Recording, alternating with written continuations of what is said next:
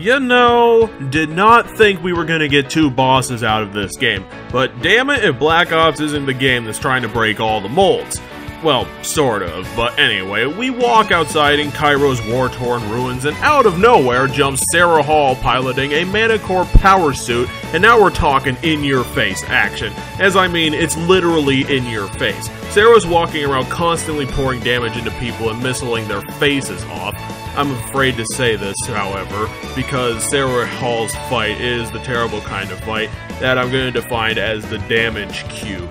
Damage cubes are fights where the only thing you really do to beat it is just constantly pour damage into it, as the enemy barely does anything about it, with incredibly simplistic patterns and attacks. And ultimately, it just comes out as not a challenge because it can't hurt you, and it's just a completely tedious waste of time as you constantly put damage into the bucket because there's no complicated strategy that can be logically thought around it, and instead it usually boils down to the enemy having artificially painful attacks, like Sarah's jump attack she can do from anywhere on the map onto your face that takes you down to near death in one shot.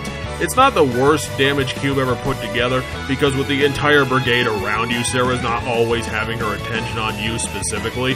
She'll always use you as her springboard, however you catch my 30-ton robotic drift. The fight itself shows great promise that at least Treyarch is starting to at least add the much-needed variety to its games, and starts to show that Call of Duty can be more than what COD has been in the past, like 20 years. And this one, with just a few tweaks, could easily have hit the boss design mold it's so heartily emulating.